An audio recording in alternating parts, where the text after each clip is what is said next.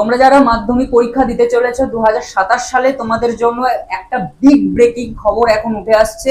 তোমরা যারা রেজিস্ট্রেশন করোনি ক্লাস 9-এ মাধ্যমিকের জন্য, তোমাদের জন্য মধ্যশিক্ষা পর্ষদ আর একটি শেষ সুযোগ, লাস্ট চান্স দিচ্ছে রেজিস্ট্রেশন করার জন্য।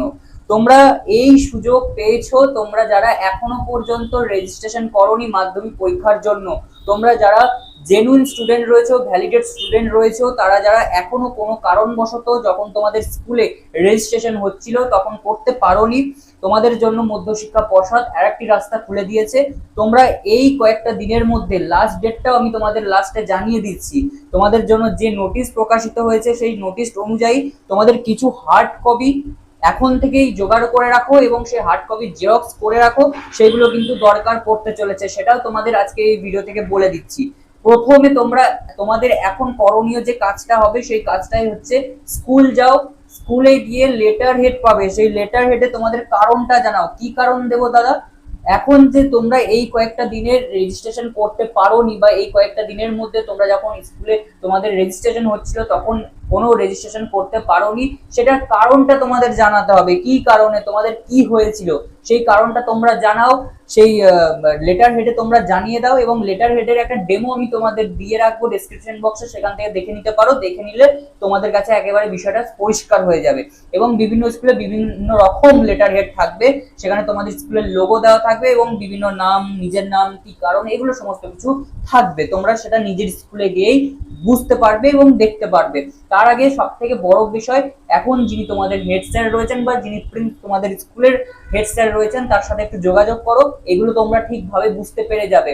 এর সাথে সাথে তোমরা এই আবেদন পত্রের সাথে সাথে রেডি রাখো এখন পর্যন্ত তোমাদের বার্থ সার্টিফিকেটের জেরক্স, ঠিক আছে?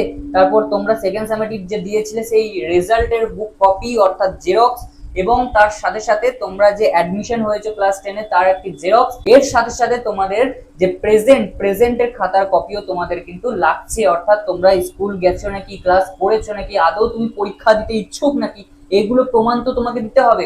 সেই জন্য তোমার যে স্কুলে তুমি প্রেজেন্ট থেকেছো নাকি সেটা প্রমাণ অন্তত তোমাকে দিতে হবে, ঠিক আছে? তো এই প্রমাণগুলো একটু জোগাড় করে রাখো, কারণ এগুলো তোমাকে দিতে হবে। দাদা এগুলো কোথায় দেবো? এবারে মধ্যশিক্ষা পর্ষদের অফিসিয়াল জায়গায় দিতে হবে, অর্থাৎ অফিসে দিতে হবে। কোথায়? নিবেদিতা ভবনে দিতে হবে, ঠিক আছে? তো এটা একেবারে স্কুলে যাও, স্কুল থেকে ভালো করে জেনে নাও, এবং তোমাদের যে ওয়েবসাইট রয়েছে WBBSE, সেই ওয়েবসাইটে গিয়ে তোমরা একেবারে পুঙ্খানুপুঙ্খভাবে পিডিএফটা পেয়ে যাবে। সেই পিডিএফটা সংগ্রহ করো এবং সেখান থেকে তোমরা বিস্তারিত জেনে নিতে পারবে। এবার দাদা লাস্ট ডেট কবে? আমরা কত দিনের মধ্যে এটা জমা দিতে পারবো? দেখো তোমরা মনে রাখো, লাস্ট ডেট তোমাদের অর্থাৎ শেষ সুযোগ 3 তারিখ, সেপ্টেম্বরের 3 তারিখ। অতএব তোমাদের হাতে কিন্তু সময় অনেকটাই কম।